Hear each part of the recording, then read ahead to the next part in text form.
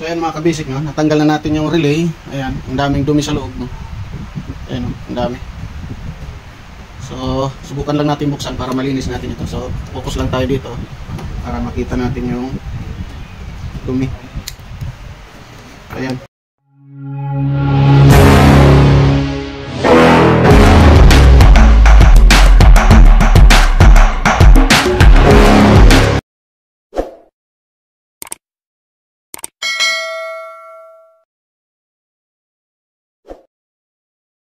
So ayun, good day, magandang araw mga kabisik, no? Meron lang tayong i-repair. Ito, ABR computers, computer voltage stabilizer. So ang issue, walang power, no? So ayusin lang natin yung basic lang na trouble, no? Pero kapag malaki yung trouble, hindi na natin kaya yun, no? Dahil yung kagaya nga ng ating mga vlogs, no? Yung mga basic lang yung mga naayos natin, pero yung mga hard trouble na, no, hindi natin kaya yun dahil basic tutorial lang yung ating mga videos, no. Ayun, so ito siya, meron sa mga 220 output dito, no, 5 amperes. So for computer use only, no? Do not overload. Ayan, ang sulat, computer use only, no? Do not overload, no? So ito, so isaksak natin mga kabisik. Legit yung ating outlet, gumagana ito dahil ayan, oh, nakikita nyo naman, maandar yung ating fan, no, makikita natin ito dito. Saksak ko, ayan, so dapat mag-iilaw ito. So walang ilaw, ibig sabihin walang power. Ayan, oh, kahit baliktarin pa natin, walang power, so hindi nag-iilaw. So ayun, buksan natin ito mga kabisik. Buksan natin kung anong sira. Wala tayo ng multi-tester natin. Ayan. So sa ayan, nakabaser. So check muna tayo dito. Unang-una check. So wala hindi nagtunog, no. So pangalawang i-check natin yung kanyang fuse. Dito nakalagay yung fuse, baka putok na yung fuse, no. So tingnan natin yung fuse. Ayan.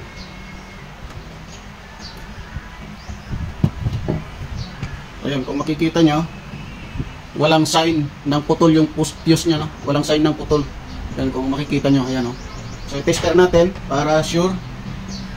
Sa tester, ayun, tumunog yung ating multimeter. So ibig sabihin, walang putol yung fuse. So nasa loob ang problema. Yun ang problema natin.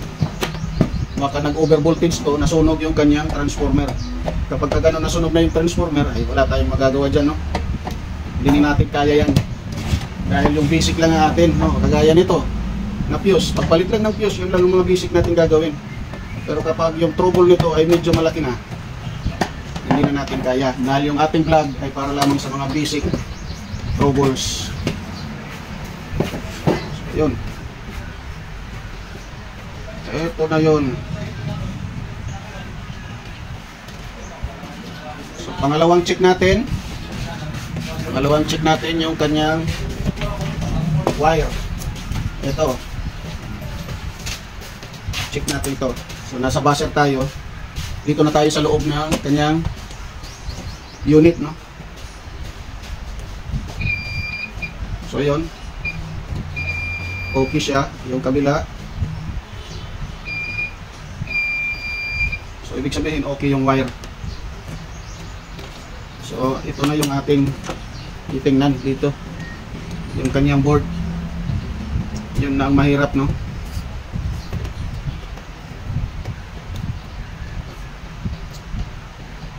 Ang daming wire. Yung kanyang transformer, ayan, ang daming wire, no. Hindi natin alam to kung ano to. Ang dami. Dito natin ito makikita. Hindi natin alam kung itong relay, may relay siya sa loob, ayan, o yung board mismo yung sira, o di kaya itong transformer. Yung transformer yung galing sa yung common nya, no. Siguro ito yung galing dito, no? Yung entrance. Ito yung diretso. Diretso dito, tsaka dito. So, subukan lang natin.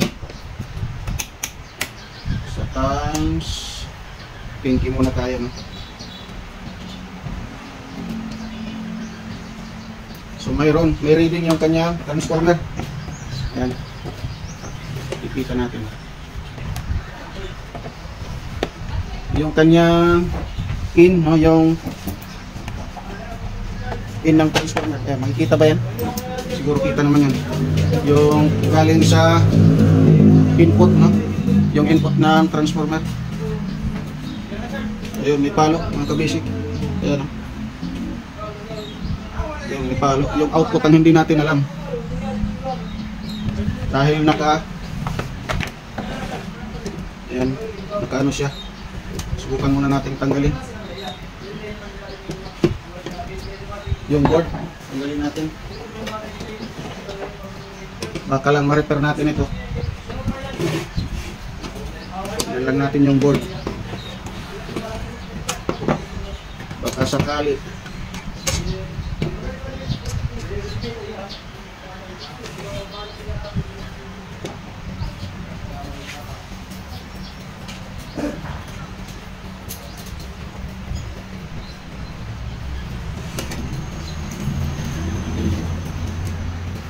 Yan, kung makikita nyo kabisik, oh, marami ng dumi sa loob ng kanyang relay.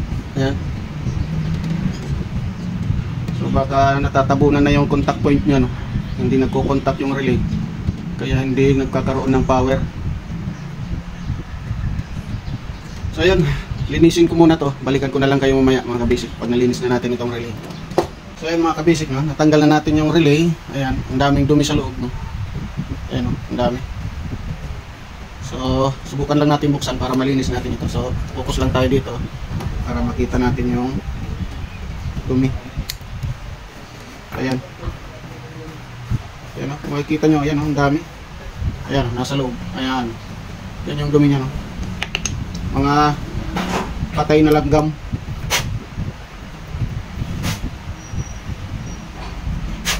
Gusto nyo yung contact point. Inisin natin. Maganda siguro kung kunting liha para malinis natin na sigurado. So ayan, hanap muna tayo ng liha. So ayan, hanap tayo ng liha. Yain lang natin ito, yung contact point mismo.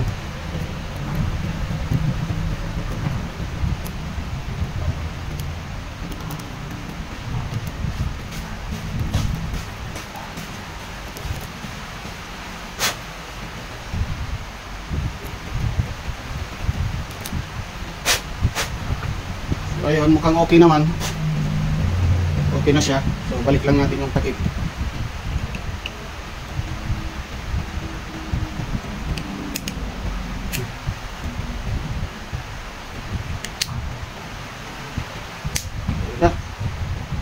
Ayan, balik na yung takip. So, balik natin dito.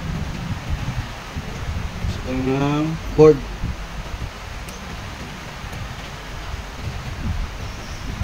Ayun. Balik na natin sa board. So, konting solder lang.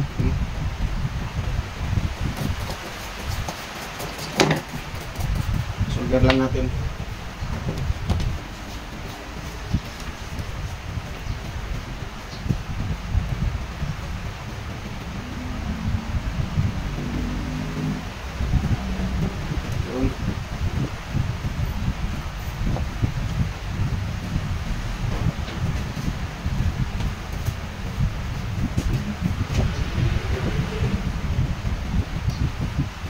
Ayan.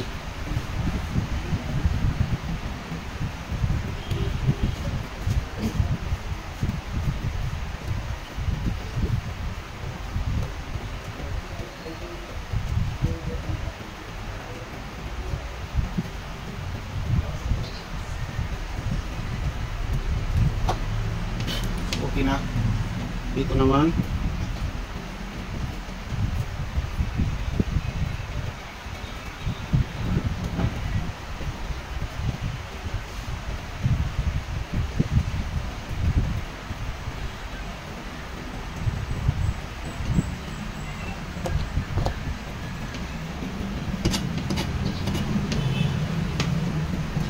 So maraming pondo.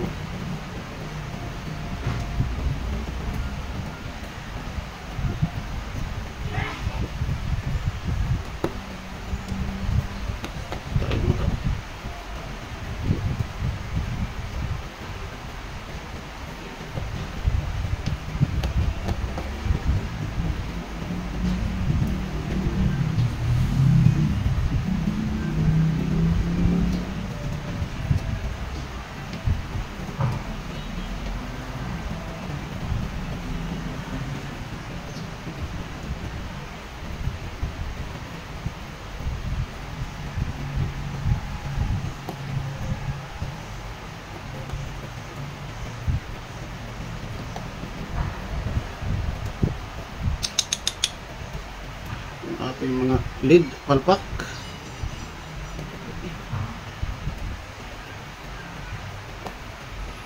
Ating mga soldering lead.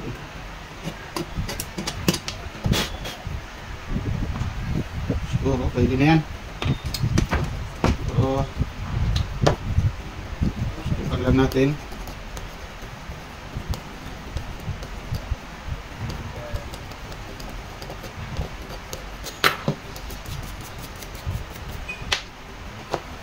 So, tester natin yung output niya. Nandito yung output na. Nakita natin yung output ano. Ito yung output niya. Itong black tsaka itong blue yung output niya.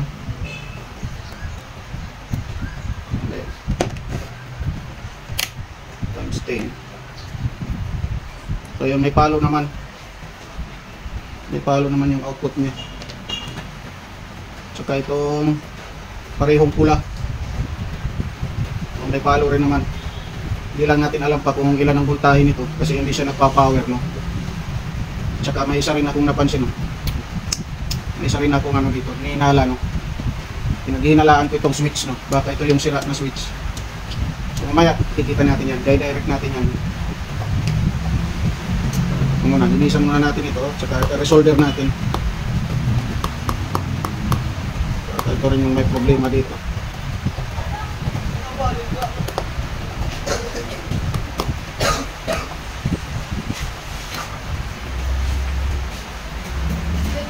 Itong mga okay naman. Ito lang natin ng resolder.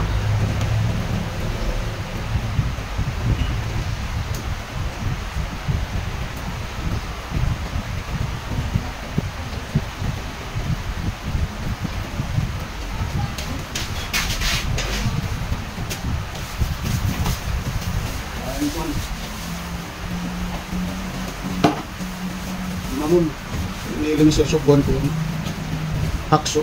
Ang gagamit ito yan.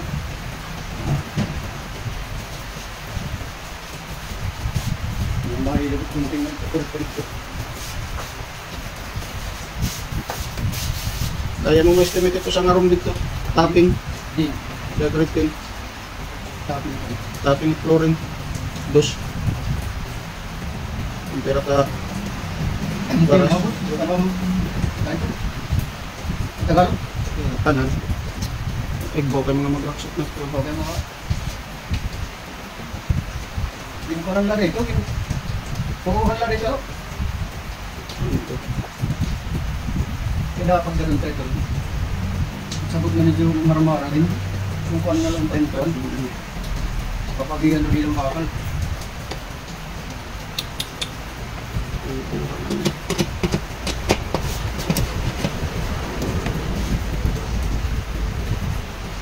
Upo ngayon, upo. Nag-design niyo lang. Okay, kumuha ko. Pampakin SIM card. Yung cellphone ko kaya yung number ako muna ito yung number yung gagamit. Ano yung number yung gamit? Yung pagkuha mo ha, magamitin ko nila. Hindi kayo magawa maging unit.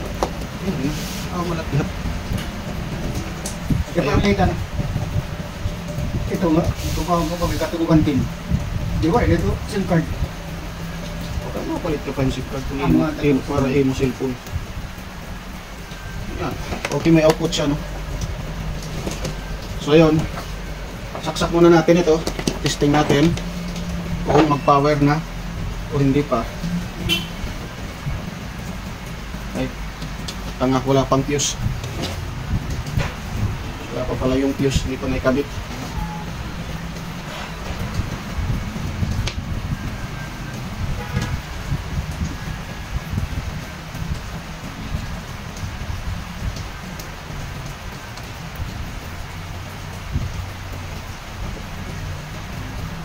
Ayun, ikabit na yung fuse. So, power on. Ayun, no reaction. Walang reaction. Hindi umilaw. Subukan nating lagyan ng jumper itong ating switch. Jumper natin, yung parang direkta siya. Parang direkta na siya. Baka switch yung problema, no? Itong switch. Baka ito yung problema. So, jumper muna natin dito sa kabila, no? Saksak natin ulit. Kung umilaw ito. 1, 2. Ayun, umilaw. So, ibig sabihin, switch yung problema, mga kabisik. So, ayun, switch yung problema natin. Itong switch, nakita ko na. Dahil nang ginamper natin dito, ayan, umilaw na. Umilaw na siya. Tanggalin. Ayun, patay, wala. Saksak natin ulit. Yun, umilaw. Kikita ba? O, wala. Ilaw na.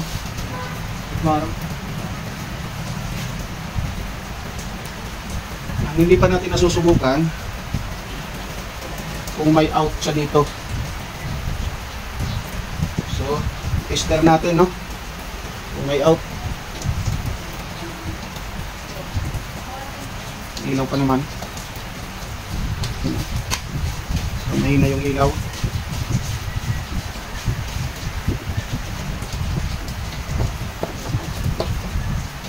Kamay na yung ilaw. Subukan lang natin yung out niya. Lagay natin sa 750.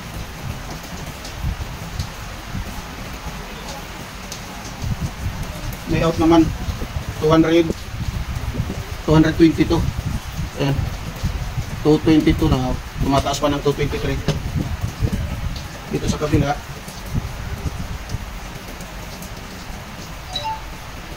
Ayun, meron din 223 din dito sa kabila. Yun, parehas 222, 223. Ayan, 223. Sa baba 223 din.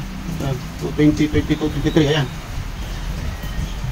Ibig sabihin, buo na yung ating, ayan, computer voltage regulator, stabilizer to na. So ayun, buo na to. Yung switch yung problema natin. Sana okay na ito, no? Palit lang tayo ng switch. Kaya papabilhan muna natin sa may-ari. Wala tayong pambili ngayon. So ayun, balikan ko na lang mamaya pag nakabili na tayo ng switch. So ayun, tanggalin muna natin yung switch para mabilhan. Kalimutan ko. Kailangan pala ng sample. Yun, tanggal na.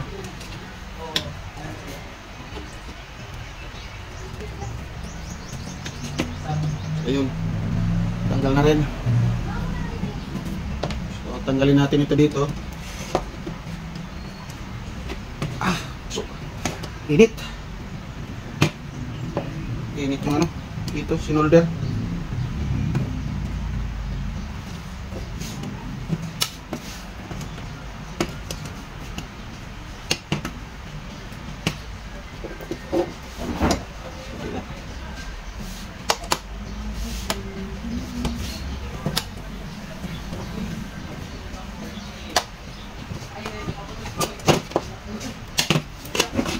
Ayun, tanggal na.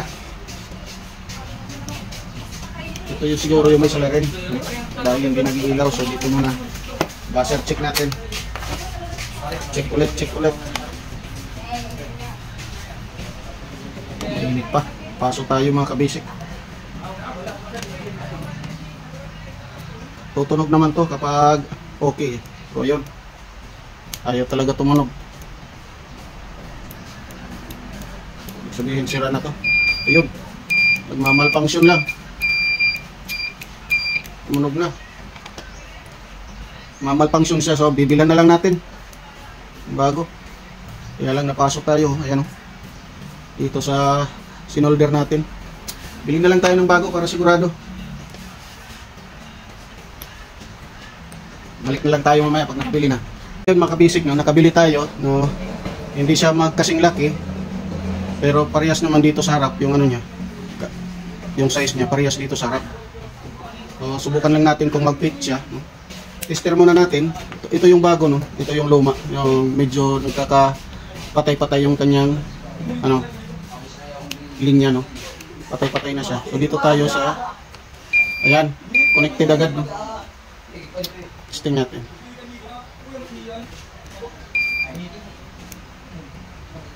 Ayan. Off, on. Yun, tumunog agad, no? Hindi kagaya nung kanina na patay-patay, no? Tsaka nang umpisa wala talaga.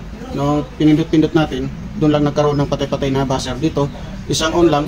Ayan. Okay agad, no? So subukan natin i-fit dito kung okay. So ito nga pala, nabili natin ng, ayan, may resibo tayo. 30 pesos. 30 pesos ito. So i-fit lang natin dito kung kasya, no?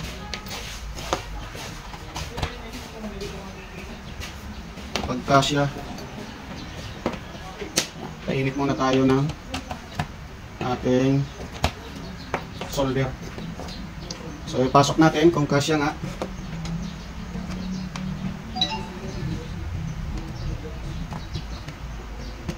Ayun. Ayun, fit naman siya. Ayan. Fit naman. Okay naman yung lagay niya. So ang gawin natin, solder na lang natin dito. Yung linya niya. Solder natin. Tsaka ito sa ibaba.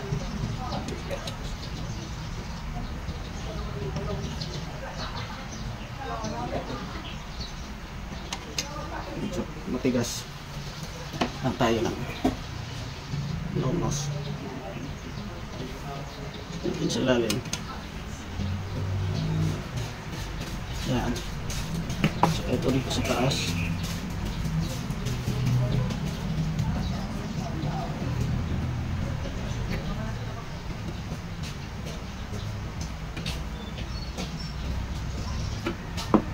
Ayan. Okay na siya. Solder na lang ang kulang.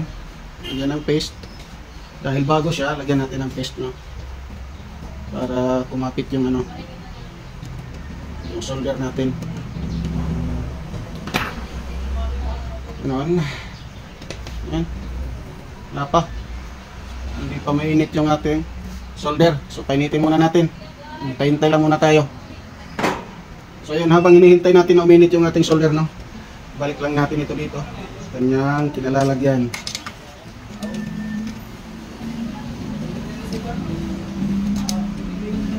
So ayan.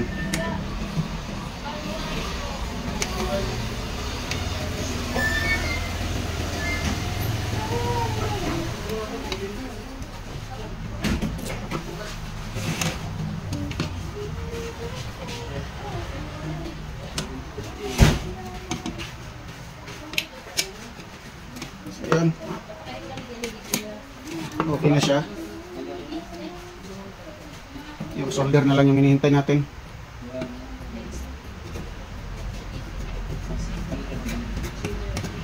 Init na siguro to. So subukan natin.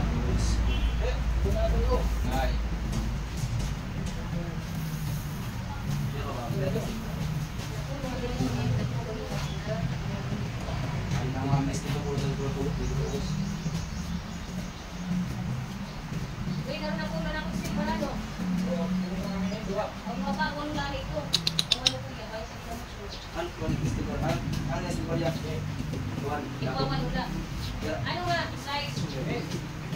Delivery na kulang?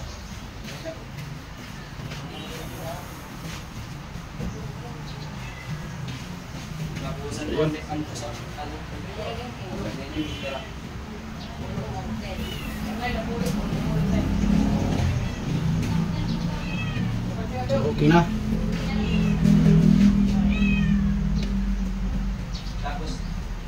So okay na. Okay na siya. yung ilaw. Balik natin ito yung ilaw.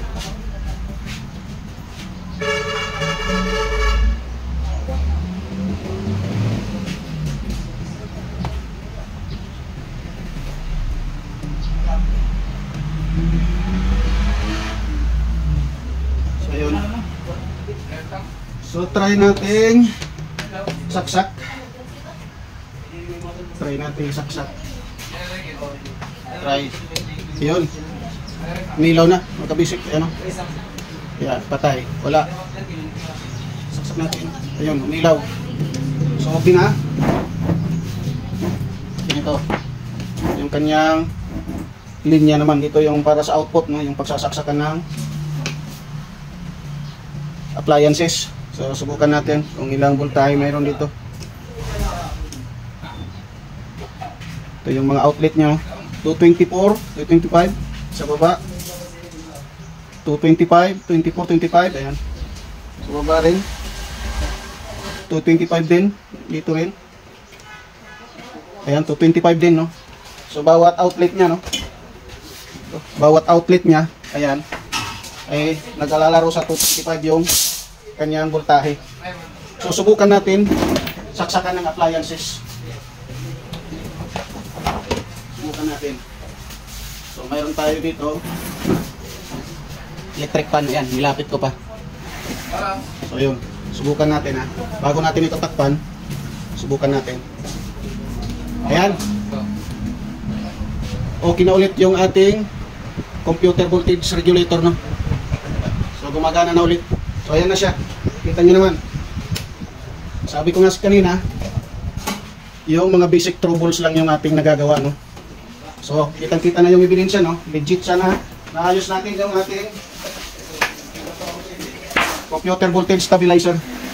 So okay na to. Takpan na lang natin. So sana sa mga makakapanood nito, no, huwag nyo naman akong kalimutang i-subscribe, no? Tsaka paki-like na rin, no? Paki-comment na rin kung okay ba sa inyo ang ganitong mga ginagawa nating mga tutorial video, no? Ayan, takpan lang natin. Tanggalin mo natin yung saksak.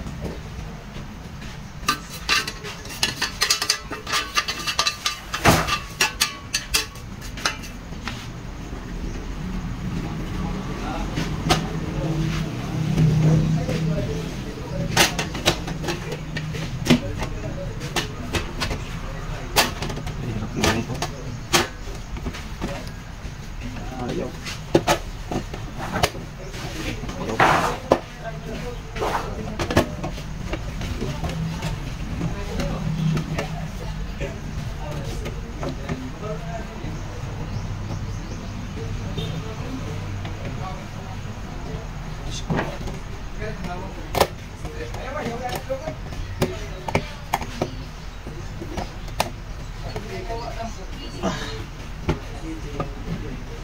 Kabila.